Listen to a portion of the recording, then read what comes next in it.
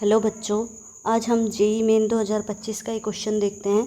इस क्वेश्चन में बोला है एक बॉडी है जिसका मास क्या है m, ठीक है, और वो सस्पेंडेड है।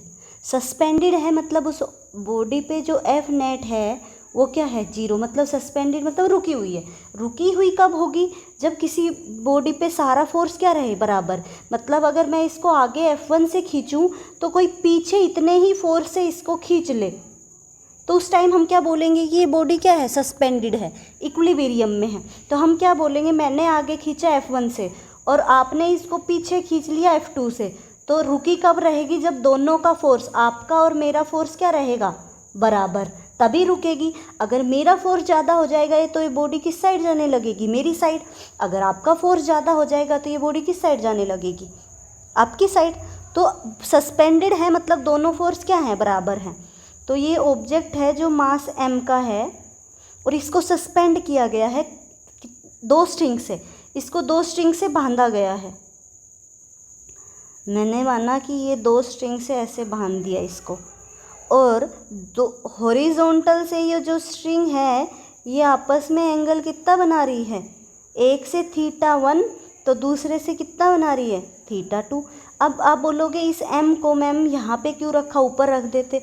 भाई ऊपर रखते तो कैसे स्ट्रिंग उसको कंट्रोल करती? स्ट्रिंग भी नीचे खींच रही है और m भी नीचे लग रहा है, mg भी, तो उस टाइम वो कंट्रोल नहीं होती। m अभी क्या हो रहा है, अगर ये टेंशन T1 लग रही है स्ट्रिंग में, ऑब्वियस सी बात है, आपको पता है स्ट्रिंग ये नीचे खींचेगा तो टेंशन इसको कहाँ खींचेगी? ऊपर। ये mg नीचे आएगा तो ये टेंशन T2 कहाँ खींचेगी? ऊपर। ठीक है, अब देखो आपको पता है ये पैरेलल लाइंस खींच दो इसके बराबर, ठीक है, और ये यहाँ से ये पैरेलल तो है ही। तो अगर ये एंगल θ1 है तो ये एंगल भी क्या आएगा θ1, और ये एंगल अगर θ2 है तो ये एंगल क्या आएगा θ2। क्यों? Alternate angle. किसकी वजह से? अल्टरनेट एंगल की वजह से। अल्टरनेट एंगल मैथ में पढ़ा है आपने कि दो पैरेलल लाइंस के बीच में अगर ये एंगल θ1 है तो ये उसका उल्टा वाला भी क्या आएगा θ1। ठीक है, अब आपको कंपोनेंट करने सिखाए हैं वेक्टर में कि जिस साइड थीटा होता है उस साइड क्या आ जाता है। अब ये T1 है ना बच्चा, ना x में ना y में, mg तो हमारा कहाँ लगेगा? यहाँ लगेगा। अब क्या ये टेंशन T1 और ये T2 इसके mg की साइड लग रही है? नहीं लग रही। तो हम क्या करेंगे, इस टेंशन के कंपोनेंट कर देंगे। जिस साइड थीटा उस साइड थीटा कोस, और जिस साइड नहीं उस साइड क्या आता है साइन। तो ये क्या आ जाएगा T1 साइन θ1। ठीक है, सेम आप अब यहाँ पे देख पा रहे होगे, इसके जब मैंने कंपोनेंट किए तो ये किस साइड शिफ्ट हो गया? एक कंपोनेंट x की साइड, एक कंपोनेंट y की साइड।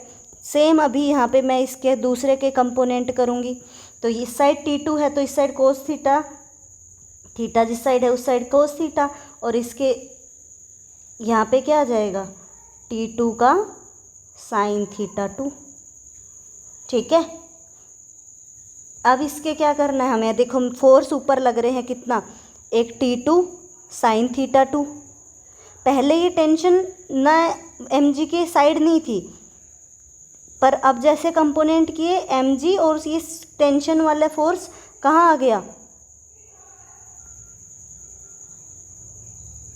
ये m है, अब नीचे क्या लग गई mg, और इस साइड क्या लग रहा है T1 का कोस θ1, और इस साइड क्या लग रहा है T2 का कोस θ2।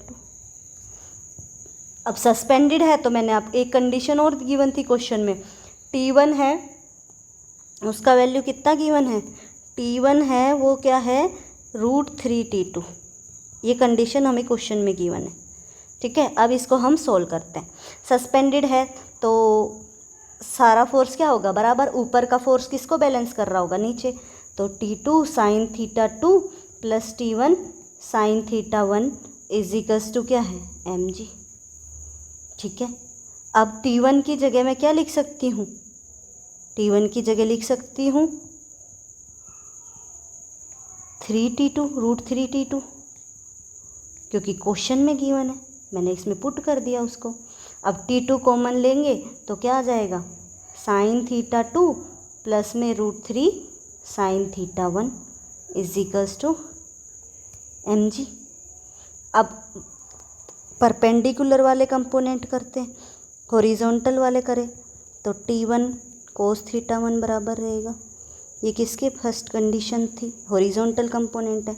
ये कौन से हैं, वर्टिकल। लिख देती हूँ यहाँ पे, ये वर्टिकल है, ये वाले क्या हैं, हॉरिजॉन्टल फोर्स हैं। हॉरिजॉन्टल फोर्स मतलब एक्स एक्सिस में। एक्स एक्सिस आपने मैथ में पढ़ा हो, ये एक्स होता है, ये क्या होता है, वाई। अब देखो T1 की जगह क्या लिखते हैं, √3T2 cos θ1 is equals to T2 cos θ2। T2 से T2 कट गया, cos θ2 by cos θ1 is equals to क्या आ गया, √3। ठीक है। अब हम इसको क्या करें, यहाँ से इसको हमें पुट करना होगा इस वाली कंडीशन में। समझ आया। अब इसको हम इसमें पुट करने के लिए हमें इसको क्या करना पड़ेगा, अगर मैं इसको sin θ1 से डिवाइड कर दूं और sin θ1 से ही मल्टीप्लाई कर दूं तो कुछ फ़र्क पड़ेगा, नहीं पड़ेगा। मल्टीप्लाई किया तो भाई हमने देखा कि इसमें तो कुछ एलिमिनेट ही नहीं होगा, ऐसे तो ये बन ही नहीं पाएगा, क्योंकि वेरिएबल कितने हैं, 2 और एक ये 3 वेरिएबल, इक्वेशन 2 ही है। तो हमने सोचा ना मल्टीप्लाई करने से कुछ वैल्यू निकल रही ना वैसे, तो मैंने इसमें ऑप्शंस अप्लाई किए। मैंने क्या किया, इसमें ऑप्शन में देखिए पहले क्या लिख रखा है ऑप्शंस में, पहले ऑप्शन में लिख रखा है θ1 is equals to 30, θ2 is equals to 60। θ1 is 60 और θ2 इज 30। फिर θ1 क्या है 45 और θ2 क्या है 45। फिर θ1 30 और θ2 क्या है 60। ठीक है। अब मैंने ये यहाँ पे ऑप्शन लिख लिए बच्चा, ऑप्शन लिख लिया। अब मैं इसमें हिट एंड ट्रायल लगाऊंगी इन ऑप्शन से, क्योंकि वैसे तो एलिमिनेट हो ही नहीं रहा। मैंने ऑप्शन देखे। अब ऐसा कंडीशन जिसमें ये √3 बने, तो कोस की वैल्यू लिखते हैं अपन, तो क्या आती है 4/4, 3/4, 2/4, 1/4 और 0/4 और इनका रूट। ये 0 की होती है, ये 30 की, ये 45 की, ये 60 की और ये 90 की। ठीक है। लिखूँ इन वैल्यू को तो 1 √3/2, 1/√2, 1/2 और 0। अब √3 ऊपर आए तो एंगल पुट करूं, मैं फर्स्ट ऑप्शन पुट करती हूँ। फर्स्ट ऑप्शन जैसे ही मैं पुट करूँगी यहाँ पे, तो आप देखो फर्स्ट ऑप्शन पुट करूँगी cos θ2 60 degree, cos 60 first option में, और cos 30। cos 60 की वैल्यू 1/2 और cos 60 की √3/2। इसको जब सोल्व करूँगी तो 2 से 2 कट गया, क्या आया 1/√3। पर नहीं, हमें तो क्या चाहिए √3। फिर सेकंड अप्लाई किया तो cos θ2 30 डिग्री है और cos 60, अब cos 30 की वैल्यू कितनी है √3/2 और cos 60 की 1/2, तो कितना आ गया √3। मतलब ये वाला क्या कर रहा है, इस पर मैच कर रहा है। चलो थर्ड भी करके देख लें। थर्ड में किया 45 cos 45 और दूसरा भी क्या cos 45। cos 45 की वैल्यू 1/√2, 1/√2, ये तो कट के 1 आ गया। तो सेटिस्फाई कौन कर रहा है, सेकंड ऑप्शन। यहाँ से हम एलिमिनेट कर सकते हैं बच्चा सेकंड ऑप्शन को, क्योंकि इसके जैसा ये वाला जो हमने सेकंड ऑप्शन लिखा है, इसके जैसा और में एंगल नहीं बन रहा। बाकी में तो देखो 1/√3 और सेकंड, और ये थर्ड तो फोर्थ तो किसके जैसा है, फर्स्ट जैसा ही है। इसको पुट करने का कोई फ़ायदा नहीं है, मतलब सेकंड ही मैच कर रहा है। तो आपको यहाँ से एलिमिनेट करना है एग्ज़ाम में। ठीक है। अब आप T2 निकालो चाहे मत निकालो, आप यहाँ से क्वेश्चन को एलिमिनेट कर पा रहे हो।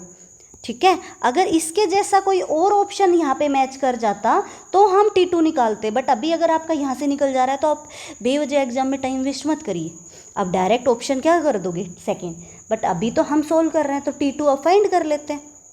T2 हम क्या कर लेते हैं, फाइंड कर लेते हैं। T2 ही फाइंड करना है।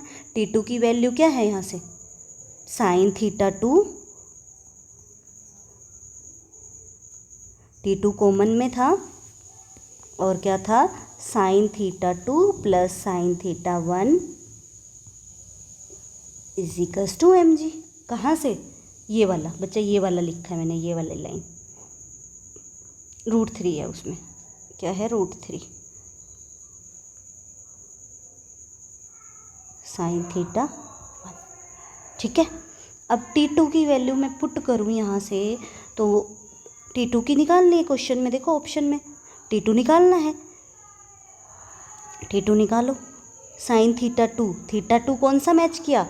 थीटा 2 है 30 डिग्री, थीटा 2 कौन सा है 30 डिग्री, तो sine 30 plus √3 sine 60 is equals to M G. Sine 30 की वैल्यू बताओ बच्चा कितना होता है? 1/2 प्लस में √3 साइन 60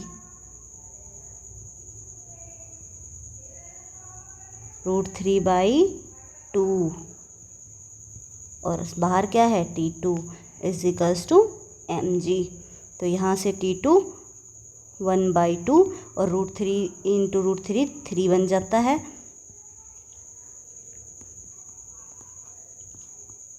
4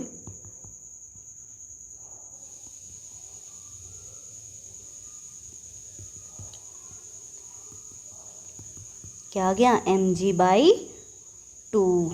अब देखो आपको एग्ज़ाम में तो एलिमिनेट करना था ना, आपको थोड़ी वहाँ महानता का काम करना था कि नहीं मैं तो T2 निकालूंगा।